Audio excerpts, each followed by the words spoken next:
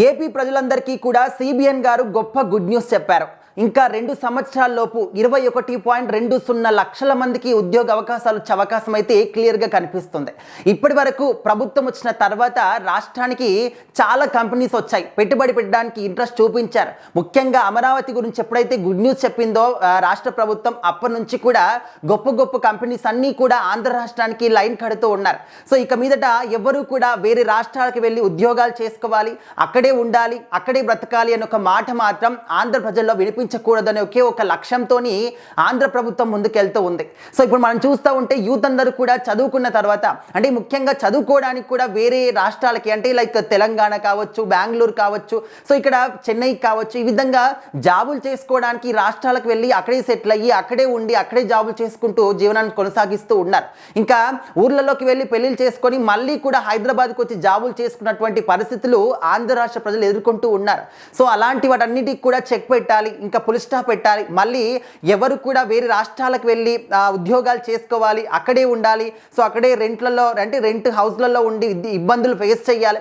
So ఇలాంటివన్నీ ఏవి కూడా ఉండవు. ఇక మీదట మన రాష్ట్రంలోని ప్రజలు, మన పిల్లలు మన రాష్ట్రంలోనే ఉంటారు, మన దగ్గరే ఉద్యోగాలు చేసుకోవడానికి మాత్రం ఈ విధంగా సన్నాహాలు జరుగుతూ ఉన్నాయంటూ సిబిఎన్ గారు చెప్పారనమాట.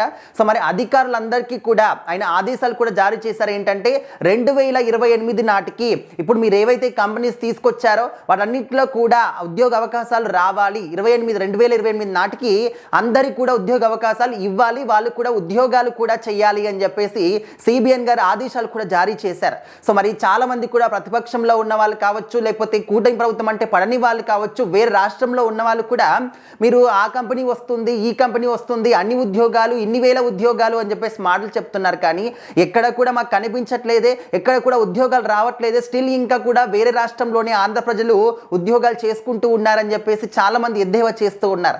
సో వాళ్ళందరికీ కూడా చెంపపెట్టలాగా నోటిపైన వేలేసుకునే విధంగా 2028 నాటికి ఈ ఉద్యోగాలన్నీ కూడా అమల్లోకి వచ్చే విధంగా సన్నాహాలు సిద్ధం చేస్తూ ఉన్నారు. ఆ కంపెనీస్ యొక్క అధికారులందరికీ కూడా ఆదేశాలు కూడా జారీ చేశారు సిబిఎన్ గారు. సో ఆ విధంగా ఎవరు ఎన్ని మాట్లాడినా కూడా అన్న వెంటనే కాదు. ఇప్పుడు ఒక కంపెనీని నెలకొల్పాలి అంటే అది మాటలు కాదు, ఒక రోజులో అయ్యేది కాదు, 2 రోజులు అయ్యేది కాదు, నెల రోజులు అయ్యేది కాదు. సో ఆ కంపెనీ ఇంప్లిమెంట్ కావాలి, ప్లానింగ్ చేసుకోవాలి, కన్స్ట్రక్షన్ చేయాలి, అండ్ ఎక్విప్మెంట్ అంతా రావాలి, కావాల్సినటువంటి అన్ని పరికరాలన్నీ కూడా రావాలి, సదుపాయాలు రావాలి. సో ఇదంతా కూడా పూర్తి కావాలంటే ఖచ్చితంగా 1 సంవత్సరం కానీ 2 సంవత్సరాలు కానీ సంవత్సరంన్నరైనా కూడా పడుతుంది. సో ఇంకా వాళ్ళు ఏదో కంపెనీ తీసుకొచ్చాము, అది స్థాపించాము, ఇంకా రేపు పొద్దున్నే ఉద్యోగాలు రావాలంటే ఇది కొంచెమైనా కామన్ సెన్స్ తోని ఆలోచించాలి. ఓన్లీ ఆంధ్రాని కాదు, తెలంగాణ కావచ్చు, కర్ణాటక కావచ్చు, చెన్నై కావచ్చు, ఇంకెక్కడైనా కావచ్చు, అది ఎక్కడైనా కూడా ఒక కంపెనీ రావాలంటే దానికి 1,00,000 రీజన్స్ ఉంటాయి, 1,00,000 కారణాలు. అది ఇంప్లిమెంట్ కావాలి అంటే కంపెనీ రన్ కావాలంటే మ్యాక్సిమం ఒక 1 year అయినట్టు కూడా టైం పడుతుంది. కానీ ఇంకా మాట చెప్పిన వెంటనే రేపటి నుంచే ఉద్యోగాలు రావాలంటే ఇది సరైనటువంటి, అంటే మీరు మాట్లాడుతున్నటువంటి మాటకి సరైన మీనింగ్ ఉందా లేదా అనేది కూడా మీరు ఆలోచించుకోవాలి.